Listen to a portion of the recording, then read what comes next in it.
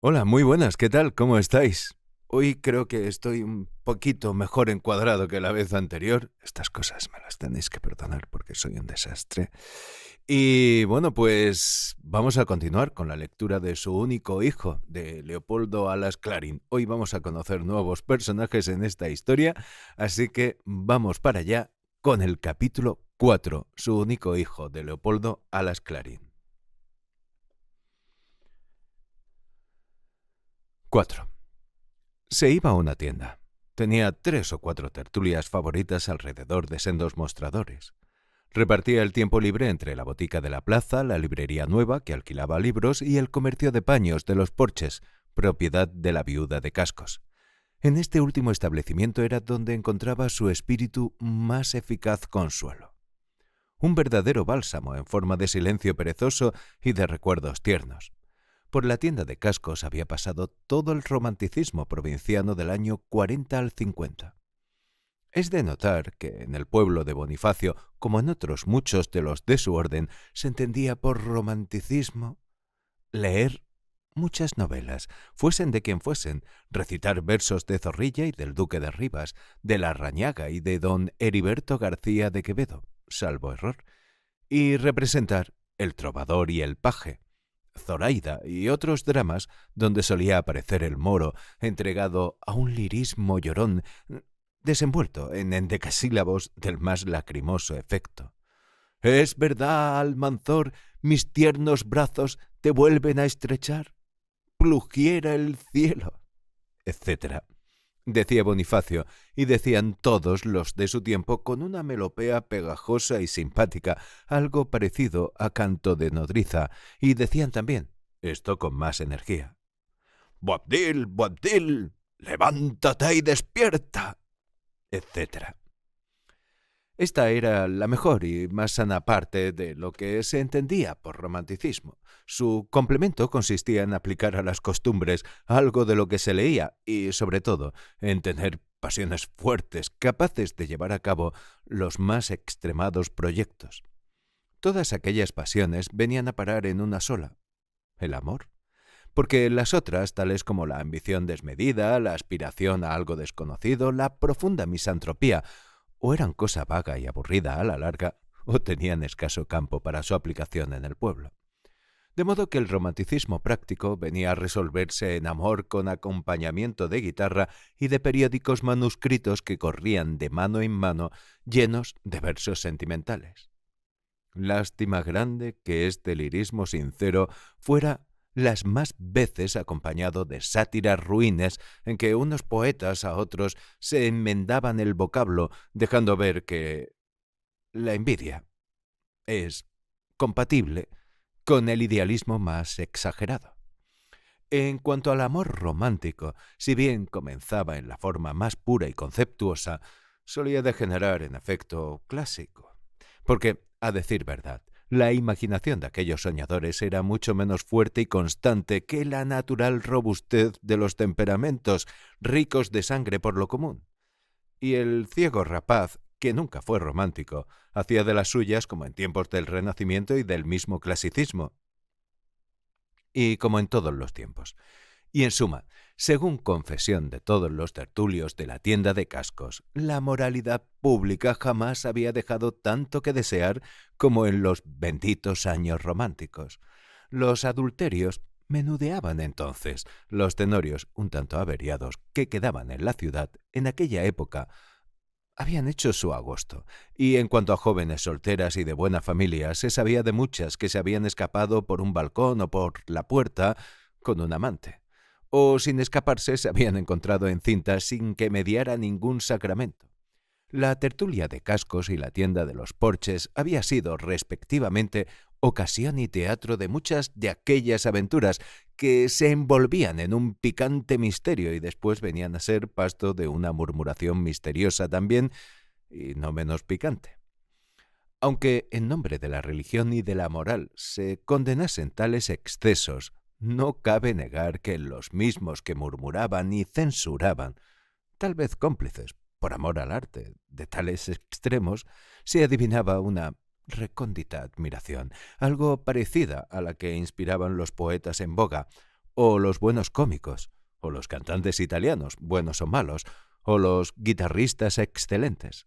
Aquel romanticismo representado en la sociedad, entonces todavía no se había inventado eso de hablar tanto de la realidad, era como un grado superior en la común creencia estética.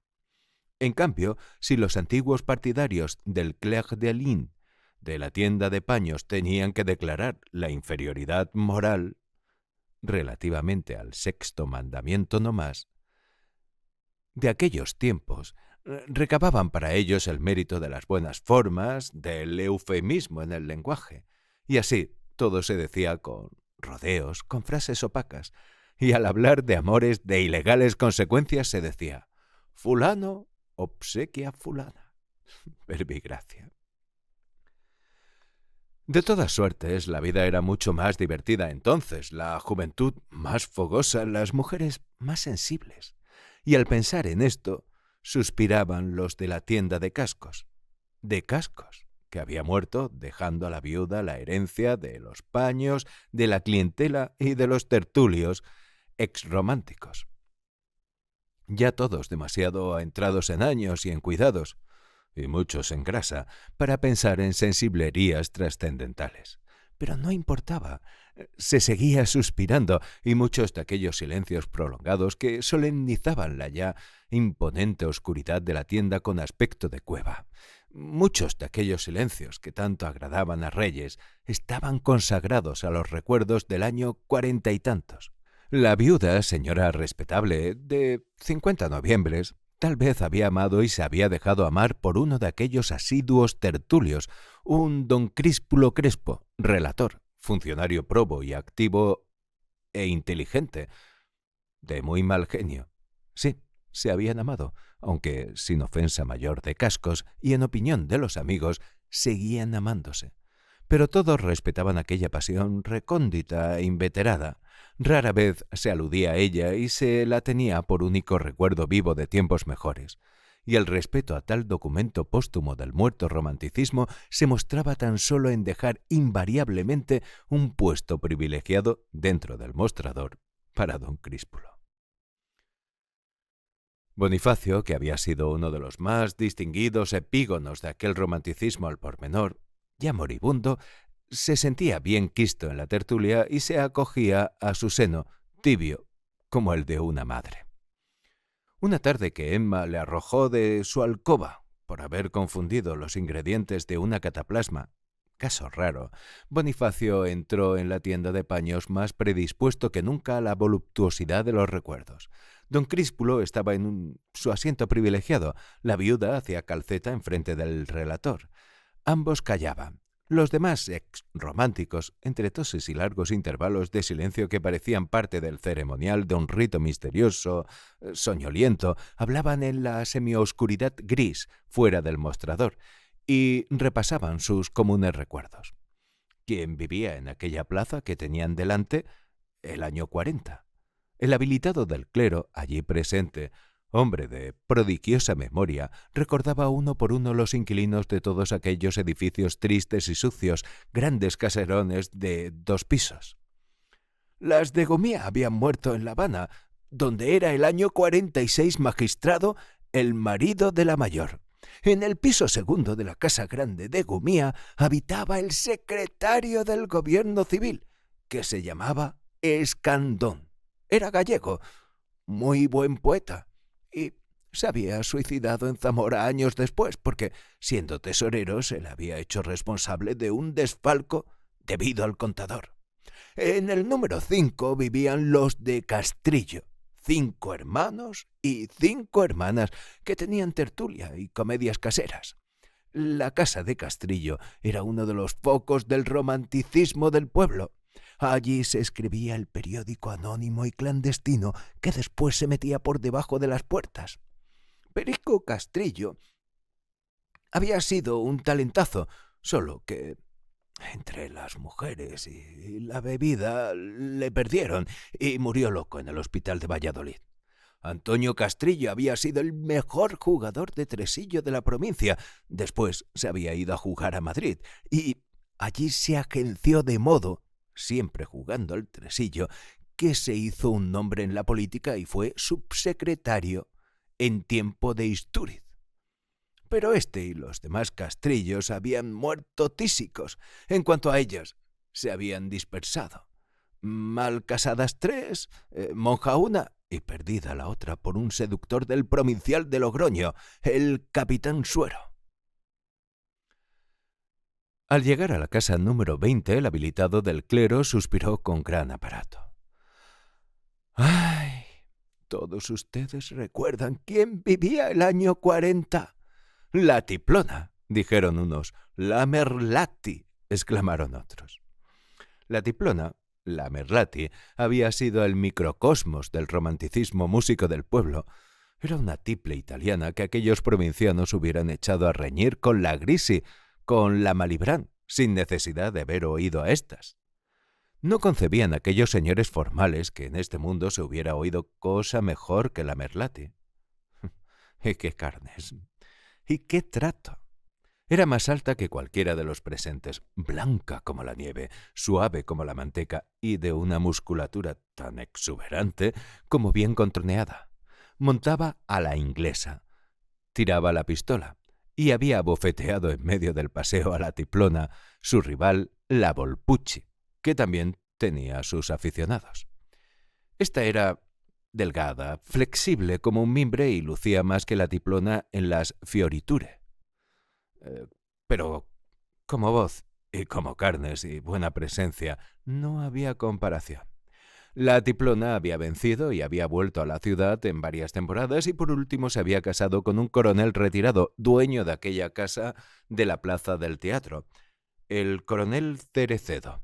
Y allí había vivido años y años dando conciertos caseros y admirada y querida del pueblo filarmónico, agradecido y enamorado de los encantos, cada vez más ostentosos, de la extiple. ¿Y quién lo dijera? También había muerto tísica después de un mal parto. La Tiplona. El que más y el que menos de aquellos señores la había amado en secreto, paladinamente, y el mismo Bonifacio, muy joven entonces, tenía que confesarse que su afición a la ópera seria había crecido escuchando a aquella real moza que enseñaba aquella blanquísima pechuga, un pie pequeño primorosamente calzado y unos dientes de perlas. El habilitado del clero siguió pasando revista a los inquilinos del año 40. De aquella enumeración melancólica de muertos y ausentes salía un tufillo de ruina y de cementerio. Oyéndole parecía que se mascaba el polvo de un derribo y que se revolvían los huesos de la fosa común, todo a un tiempo. Suicidios, tisis, quiebras, fugas, enterramientos en vida pasaban como por una rueda de tormento que aquellos dientes podridos y separados que tocaban a muerto con una indiferencia sacristanesca que daba espanto. El vejete terminó su historia al pormenor con los ojos encendidos de orgullo. ¡Qué memoria la suya!, pensaba él. ¡Qué mundo este!, pensaban los demás. A Bonifacio aquella narración le había hecho recordar el espectáculo tristísimo de las ruinas de la casa donde él había nacido. Sí, él había visto desprenderse las paredes pintadas de amarillo y otras cubiertas de papel de ramos verdes.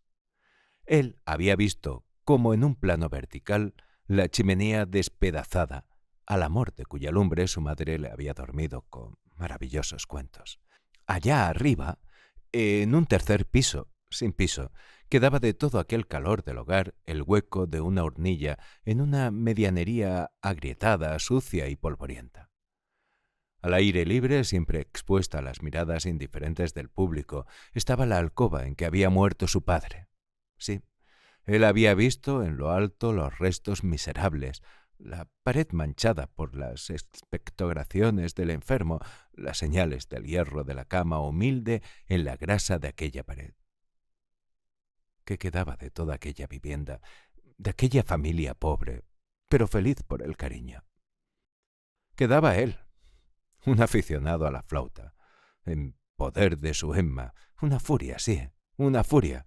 No había para qué negárselo a sí mismo. La casa había desaparecido. Aquellas ruinas de su hogar habían estado siendo el escándalo de la gacetilla urbana.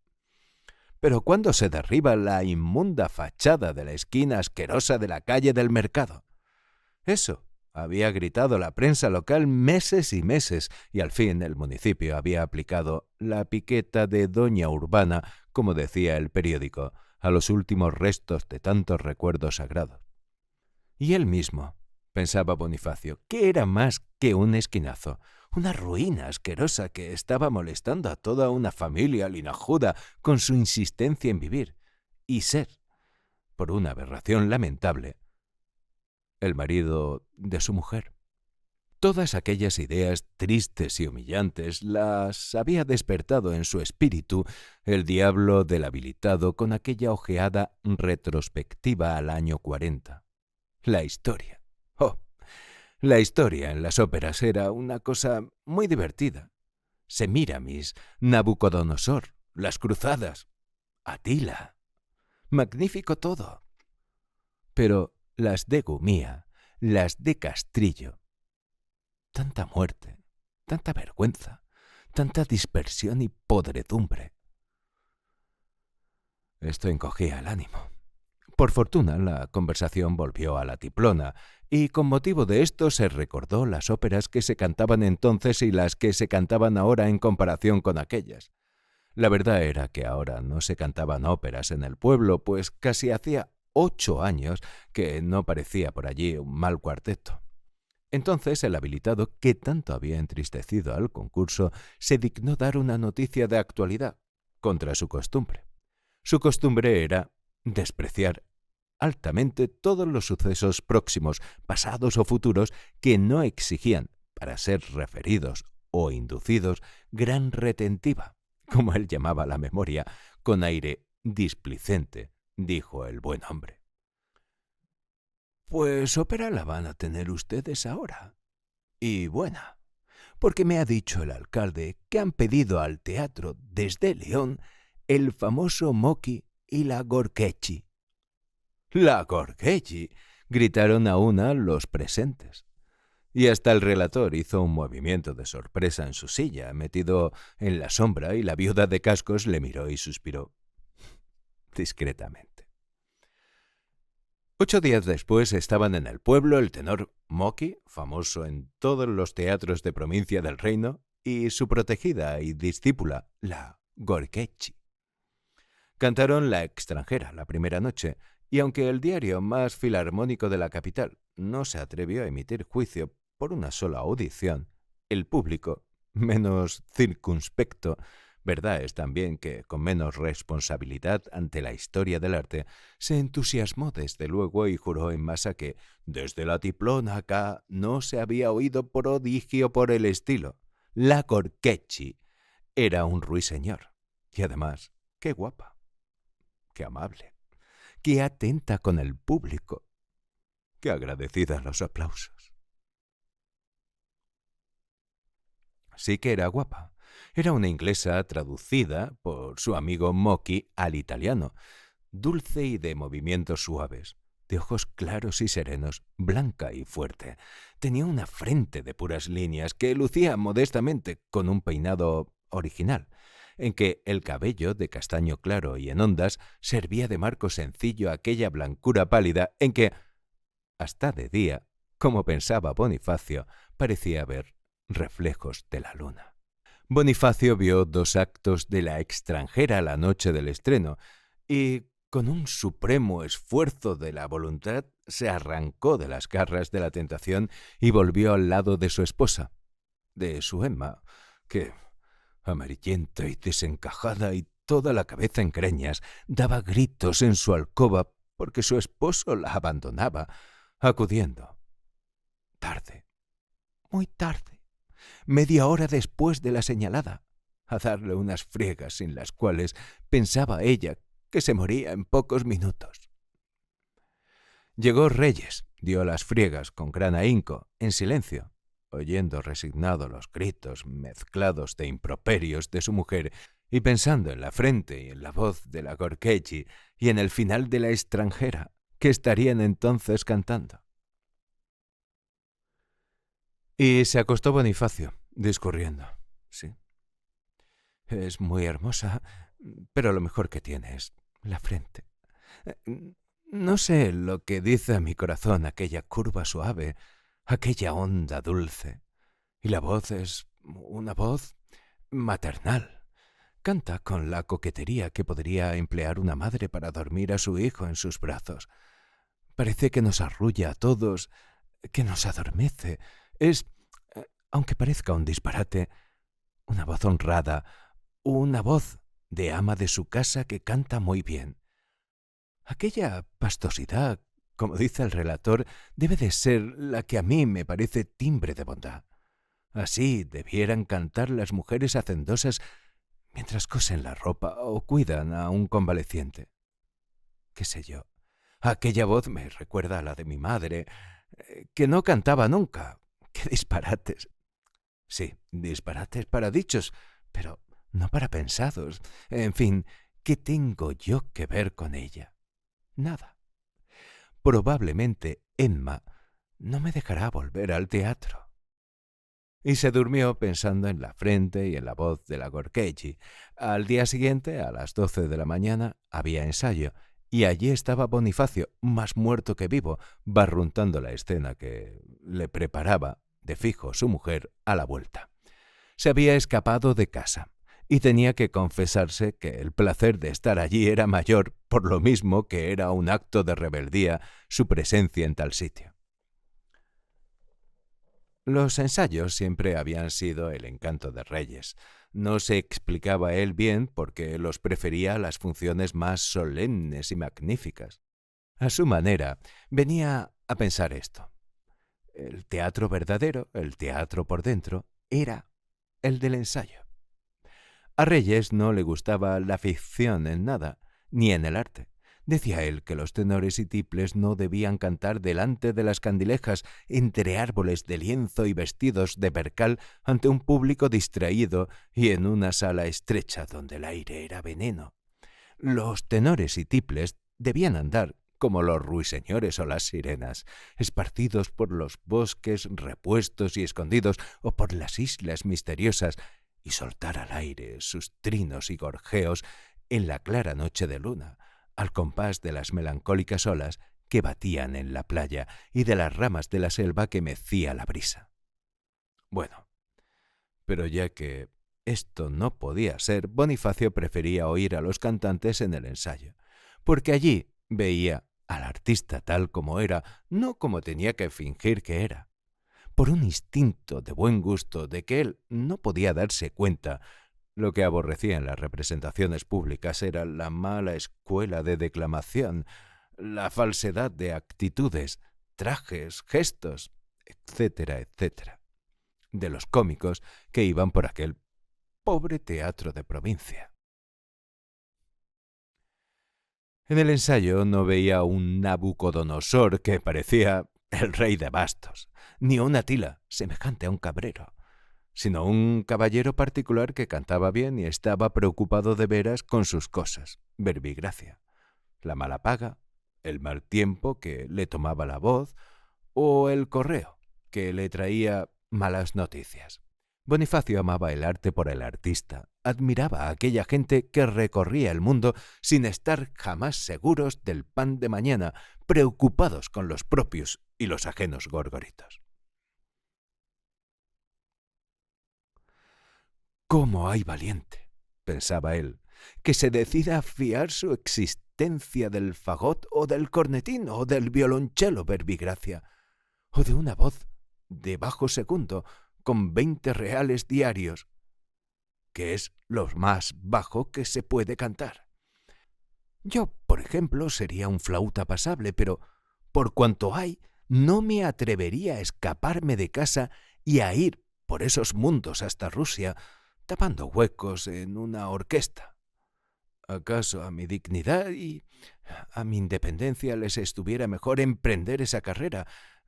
Pero antes me tiro al agua. El azar, lo imprevisto, el pan dudoso. ¡Qué miedo! Y por lo mismo que él se creía incapaz de ser artista, en el sentido de echar a correr sin más que la flauta, y por lo mismo admiraba más y más a aquellos hombres que eran indudablemente de otra manera. Ya la cualidad de extranjero, y aún la menos extraordinaria de forastero, era para Bonifacio muy recomendable. No ser de su pueblo, de aquel pueblo mezquino donde habían nacido él y su mujer, constituía una ventaja. Ser de muy lejos era una maravilla. El mundo, el resto del mundo, debía de ser tan hermoso.